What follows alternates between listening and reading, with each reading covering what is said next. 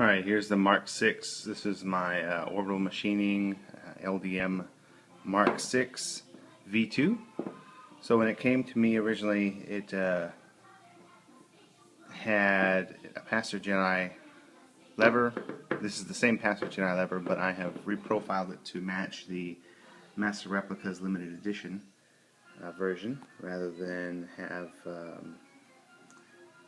the one that was there. It was just kind of generic and didn't really look the part. So I went ahead and reprofiled it and made it nice and pretty. I took LDM's cone knob off and put an accurate Pastor Jedi cone knob, which is kind of funny because Pastor Jedi makes a good cone knob, but the lever is just kind of okay. I took out the brass plated weird touch plate and put in an accurate sloth furnace circuit card that's soldered for two-tone. The aux button is here. The activation switch is here. There's more of a positive feel with the aux button, and I did this on purpose because what I found that when playing with it, when the activation button was up too high, it would turn off too easily. So I just lowered it just about a millimeter, half a millimeter, to give it. You have to be a little bit more positive with your push so it doesn't turn off accidentally when you're playing with it. So when I got this, oddly enough, this top grip ring wasn't painted at all, and it should have been.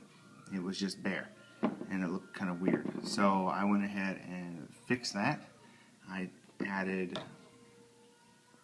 weathering and paint to the emitter, as it should look.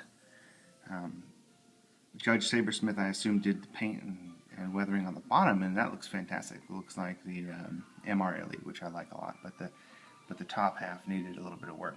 It does have the copper neck LDM baked on an enamel finish here, so you still see a little bit of the copper underneath, which is good, because if you look at the Yuma Stunt, the Yuma Stunt actually has a bit of a copper undertone to that part of the neck as well, and the MRLE has a bit of the copper tone in the paint as well. So I think that's accurate enough. That's good.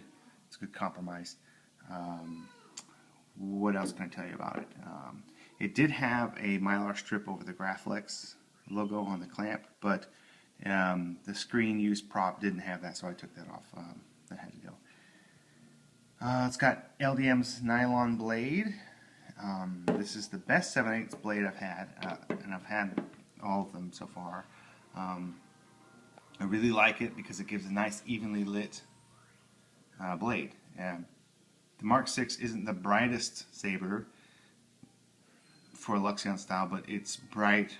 It's pretty close to comparable to some of the Tri-Rebels, and it's close. It's a little dimmer, mainly because you have all that light having to travel through the neck up the tube, so that it loses a little bit. But with LDM's RGB, it's got a single dome in the middle, so all the light actually it works pretty well.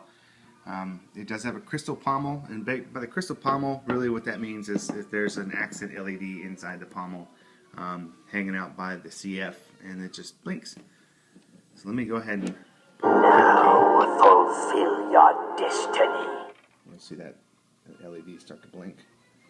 In fact, maybe you can see inside a little bit. Okay, you can kind of see inside there. So this is your activation.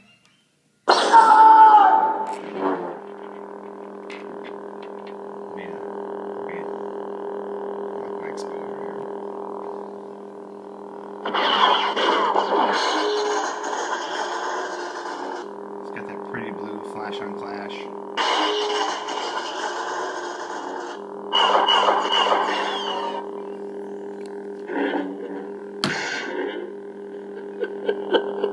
I love this font. This is Juan Smith's Return of the Jedi Legend.